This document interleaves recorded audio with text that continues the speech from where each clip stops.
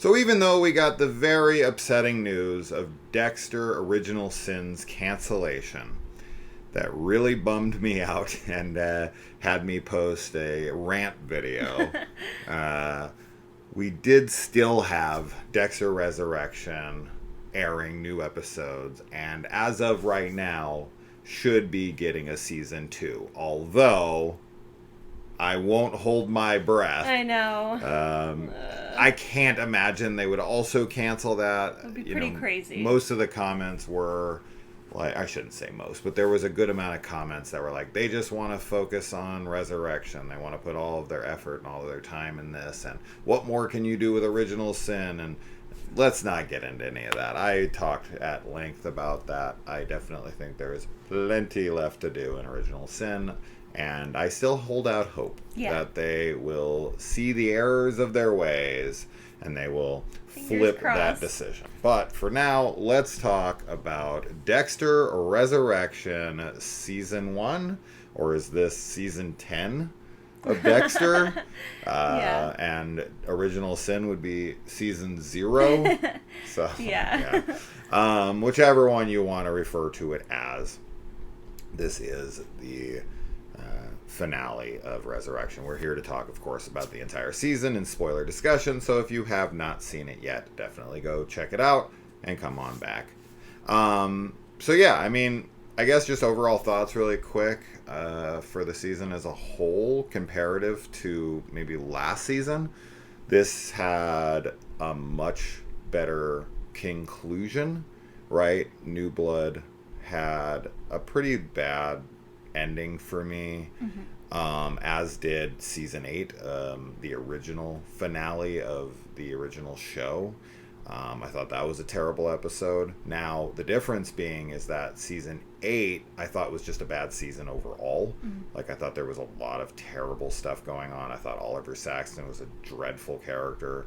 There was just a lot that I did not like about that season. That, said, with New Blood, I actually really loved the season up until the ending. And then they botched the ending, which left a bad taste in my mouth, but I still remembered that I really enjoyed the season overall. I thought that Clancy's character, the killer he was up against, was really compelling and cool, and I really liked all that stuff, and the Harrison relationship, and seeing Deb as his dark passenger, and all that stuff was very exciting and cool, and I liked all of that stuff until the ending, which left me going, huh. But now we have Resurrection, where that ending has kind of been retconned, sort of. Yeah, definitely. And we get to continue on. And, yeah, I mean, this one is just a solid season from beginning to end. And if we are to disconnect it from Original Sin, which is part of the Dexter franchise, obviously, but is different. And I see this more as season 10, as I had said, and Dexter Original Sin is more like season 0 or its own thing. So if I was to ignore that, this is the best season for me since season 5. I know a lot of people aren't as big on season 5 as I was, but I love Lumen, and I love the whole, like, rape revenge. Like, I'm a big rape revenge fan. So him going after that with a girl who was wanting to get justice for what happened to her, all that stuff really appealed to me. Yeah. And I liked season 6, 7, right? Those were fine. Those were good seasons. They just weren't great seasons. But this is more in line with the early seasons of Dexter. Yeah. This feels much more compatible with that, like, prestige era. Yeah, I agree. Yeah, I mean, I thought this season was awesome. I really enjoyed pretty much everything in it. Especially, I do, like, New Blood and this, I'm really glad that we're in new locations, obviously. Sure. Like, I actually do quite enjoy it. I love Miami. I love the vibe of, early Dexter and all the Miami stuff going on. That is great, but because, like, it makes sense, obviously, for his character to be in new places, and I like that those places, I think, are utilized really well in the seasons. You know what I mean? Like, everything with the snow and all that in the last season, obviously, and then now here in New York, I thought we did a pretty good job at building that New York feel and just how everybody's acting and the limitations that it can bring, obviously. compared to something like, the Scream that's set in New York, where it wasn't used as much, like the location. I think this did a really good job of using the location. So, yeah. I mean, I definitely have, like, minor gripes when it comes to the last bit of episode 9 and then some of the insane conveniences of episode 10. But that said, of course, I always try to suspend disbelief as much as like the show is like, if the show is doing a good enough job with the writing, the entertainment value, the, like, what they're trying to do, all of that stuff, like, they'll be able to, I guess, I will grant them more and more suspension of disbelief. Right. Right? As we've always said, the more you're disliking something, the less suspension of disbelief you're willing to extend. Yeah. So if something is like really not entertaining, or you find a lot of it to be, annoying or whatever, that'll your tolerance level will start to diminish. Yeah.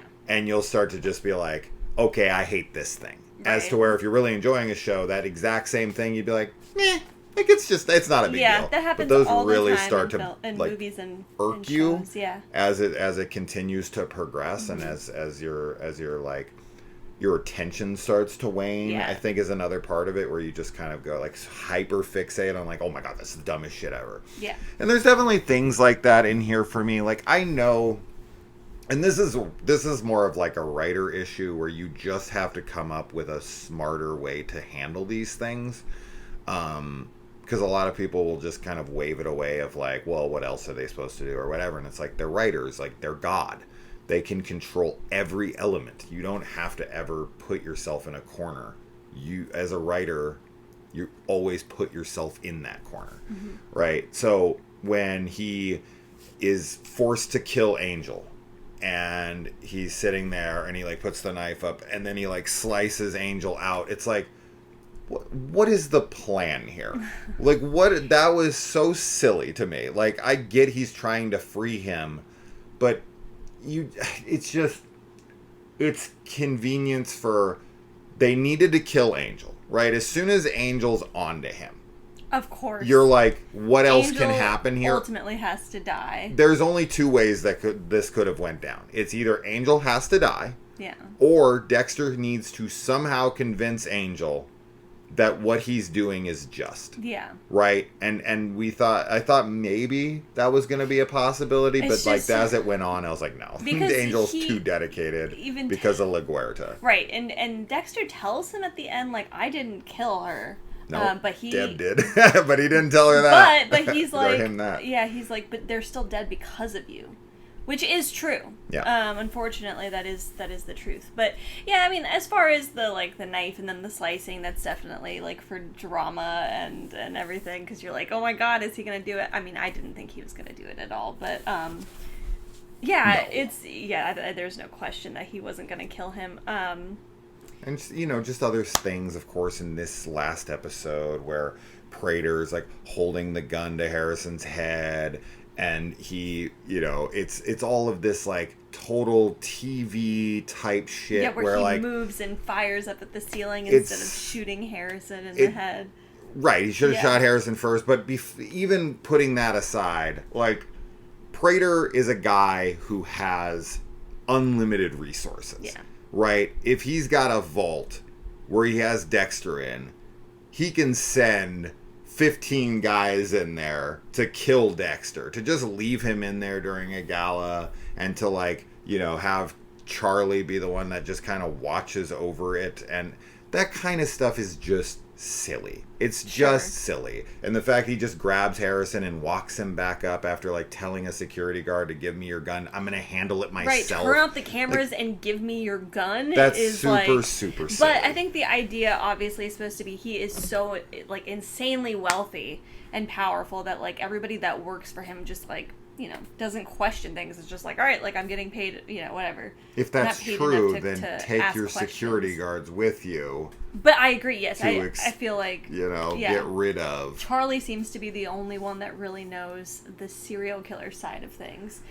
Which, arguably, like, the less people that know, the better. Sure, right? Of course. But it does kind of end up, like, screwing him in the end, too, because he doesn't have enough people to help him. Yeah, I mean, all that stuff aside, though, I still think that the show was a really successful continuation of Dexter and Harrison's story. I think that there's some really good conclusions, even though it's very sad that Angel dies, like, this makes sense for his story and for his character. So I was pretty satisfied with all of that. And I like all the characters that we get introduced to. I forget his name. The rideshare driver that he lives with, what's his name? Oh, Blessing? Blessing, yeah. Like, I love him and his family and everything going on there. And, one of the things that is always very interesting with Dexter is to see him interacting with very normal, very good people. Yeah. And how they always accept him. And I think that's also supposed to say something about Dexter, is that, like, even though, he is this anti-hero, he kills people and he has these urges and everything, but at the heart of things, he does try to do stuff for a good reason, like with good intentions. And, but it's always very interesting and kind of funny when you see these people that are so good and kind around him, and you're just like, oh man, you would not accept it if you knew what he did, like... Yeah, I mean, I think the reason that I was able to look past silly things like, why wouldn't Prater do this? Why didn't he just pull the trigger on Harrison? This is stupid. This is silly. Like, those are silly things. There's no one's going to talk me out of that. Those are silly. They're just silly. And it's okay, because ultimately we get everything that I think most of us wanted. We wanted to see Prater go down. We wanted to see Charlie break away from him. We wanted to see Harrison-Dexter's relationship, mended. We wanted to see, so like, and Angel's character stuff to get resolution, to not just have a silly way of having him just be like, all right, forget it, I guess. Or even just perpetually after Dexter too. That also is satisfying. Yeah, it's just that he gets away and then is still after Dexter, because it's like, it really feels like a conclusion to that chapter of Dexter's life. Yeah. Now, obviously, there are still people alive that knew Dexter in Miami, so it's possible, like, that those people can pop up again. Quinn and Masuka. Right. Cool to see I'm doubtful that would be something that they would, like, go after him, because why would they? They might. But they might. I mean, now especially finding out that Angel's dead. I don't know. It's possible, but I just, I like everything, yeah. Like you said, we get to see all the stuff that we were, as the viewer, wanting to see. Yeah. So, yeah. Yeah, and two things here, I guess. Like, number one, I guess the reason a lot of people seem to love Dexter is because people's bloodlust seems to not be able to be satiated. Like, what I mean by that is it's really kind of funny to me that every time a show kills off like a big character, that show has a gigantic boost in like ratings and viewership and just like overall sentiments for the episode, because like the Touched by an Angel, the Angel's death episode, that's like a 9.8, and everyone's like, oh my god, peak Dexter, blah blah blah. And it's just funny, like every time we watch a show where a main character is killed off, even if it's like somebody beloved or whatever, that's always the highest rated episode of the season. Yeah. I don't know what that is, but people love when they kill characters that are big to the show. Yeah. So there's something about that. And then number two, I think that this premise really is kind of the perfect idea of how to get Dexter kind of an all-you-can-kill buffet of serial killers, right? Like, this isn't... Typically, we do every season, he stumbles upon a new villain that he has to take down, whether it's Trinity or the the Apocalypse Killer. Is that what he was called? The one with the 4 horsemen. And anyway, there's a bunch of different ones. And the ice truck killer. Yeah. His brother. Which, hey, we got to see. Yeah, that's huge. Brian. The original actor, come back as a little cameo here. I thought we were going to get Deb for a second at the end on the boat when he said Deb's name. I was like, Jennifer Carpenter? No? Maybe she'll pop up later. But, yeah, I think that this premise really lends itself very well to the Dexter storyline and where it leaves off with Dexter now having all of these files on all of these active serial killers. I think the first, season 2's first episode will probably be Dexter hunting down Al and killing him, the ponytail killer. Rapunzel, yeah, thank you. I mean, we all want to see him because he's so mad he got away, now he has his file and he can go after him. And what's cool about that is that, now, much like in, like the Saw movies or something like that, where there's all of these files that the writers can draw from. Like, we only saw a couple names. Sure. And he has, a duffel bag filled with names. Right. And so now he kind of has endless people to go after. One. And each one of those could be their own freaking season if you really wanted to. Yeah. It's like it takes him 7-10 episodes to hunt this guy down and kill him. Yeah, he's looking at some of the names, and it would be, I'm sure somebody has paused and looked through and seen all of them, already, but well, we wouldn't have seen every one of them, but we would have seen 3 or 4 of them for sure. Yeah, I think that's a really well written part of the ending. Like you said, is that it just has a great setup for continuation, which is wonderful. That's great. And then even with the what is he called? The Ripper, the New York Ripper. Yeah. That. What's her name? I'm forgetting everybody's name. But the cop, the detective Wallace. Oh my God, she was one of my favorite characters this season. Yeah, the highlight of the show is her dancing. Her dance was when she stops and hears her song. Oh my God, that was the cutest thing I've ever seen in my life. that was great. Crazy. That was great. And then she does the exact dance, and she's so. Yeah, I love her character. I'm glad that she finds this whole file on the New York Ripper with the murder weapon and everything. Yeah. And with who it is as well. So it's that's good conclusion to her. Yeah, very satisfying for her. And I think that Prater will probably get pinned for everything, right? Because he has the files on the Black Widow. Black Widow? What's her name? Oh, is it the Black Widow? I know, we're forgetting all kinds of names. I'm not. This is literally the first name. Why are you lumping me together with you? Kristen Ritter's character. Yes. Was it the Black Widow? What was her fucking name again? It would make sense. The Widowmaker? The Widower? Widower? No, she's not a widower. Her name's Mia. Yeah. I know that, but I can't remember what her alias was. Yeah. Anyway, she, he had her file, and he has Batista dead in his little thing. He's got John Wayne Gacy and freaking Ed Gein and all these different killers. Shit, I mean, this guy's a sick fuck. Yeah. And it does mirror Dexter, right, where he had something horrible happen to him as a kid, right? And it's he develops the urge, sort of, but I don't know if it's because of cowardice or his stature or whatever, but he doesn't become a killer, but he obsesses over killers. Yeah. And green lights their efforts and funds them to do these terrible things. So he is as complicit as they are. Totally, yeah. Because he could be using his resources and his wealth and, all of that stuff to find these guys and take them down. Yeah. But no, he, instead supports them and funds them and everything. And, awful. I'm really glad to see him killed. And, obviously his reputation and everything is going to be completely tarnished.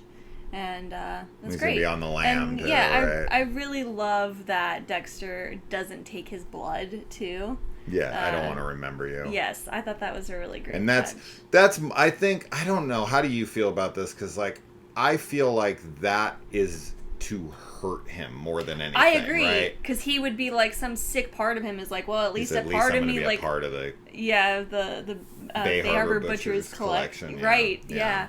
I agree. I think it's part it's like that so insulting to him. Yeah, it's like no, I'm not what even. do you mean I don't get to be part of it? Yeah, I'm not even going to keep you with my other trophies. The fact that he's able to get his box back, I know, that's great. That's great. And that's it's in a way that makes sense. Totally. Yeah. Yeah, I'm really happy with everything. I think this was a great season. I really don't have too many complaints. I mean, like you said, we can nitpick some things, but overall, I'm just so happy that I'm not really bothered by any of the conveniences or whatever that happened. So, Harrison has this girlfriend. I like her character and their dynamic. Very interested. I mean, Harrison, as far as we know, is still in New York. I don't know where Dexter's going. He's got a boat, the getaway. So in the end, it seemed like he wanted to stay in New York. It kind of seems like that. He says, like, I need my friends. Like, he thinks of Blessing and his family and Harrison. I don't think Dexter's going anywhere. I think he's going to do, like, a world tour to kill these serial killers, but home will be New York to him now. Yeah, and I like the third wall breaking when he's like, or the fourth wall, when he's like, I'm who you need me to be or whatever. Yeah. That was cool, too. Yeah. He's very melodramatic, I would say, this season. Especially the last episode. He felt very melodrama, but in a good way. He's just kind of hamming it up. Another highlight for me, for sure, was Harrison killing the rapist. Yes. That guy I wanted dead. That's a very... so bad. Yeah. What is it called? Like vicarious. Cathartic. Kind of vicarious thing where you're like, yeah, those types of people suck. And he gets away with it. He does a good job. Because Dexter was able to come in and clean up his mistakes. Right. But yeah. But still, yeah. And what'd you think of Uma Thurman as Charlie Brown? I liked her. Yeah, she was scary.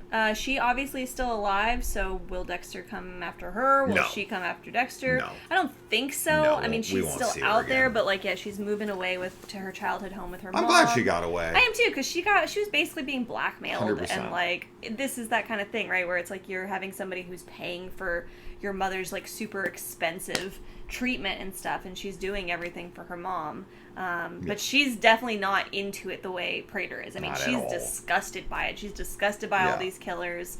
So I'm glad that she ultimately gets away too. So, yeah. Yeah. And then, I really like Dexter's relationship with Blessing and his family. I think that's like the wholesomeness he needs, and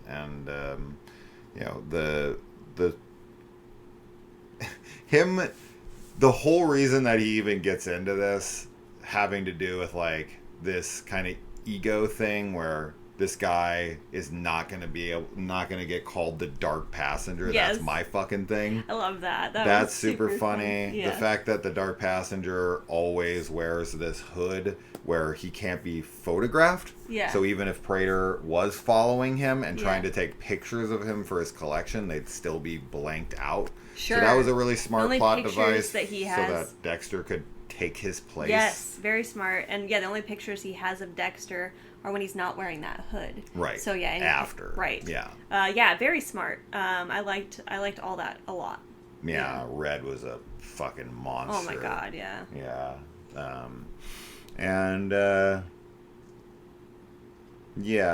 I'm glad that he took down... Oh, one of the big shocks. I mean, holy shit, this was crazy. So it was great to see him kill, everybody, but probably the biggest shock moment for the whole show for me, for sure, was Gemini. When he fucking killed Gemini in front of everybody.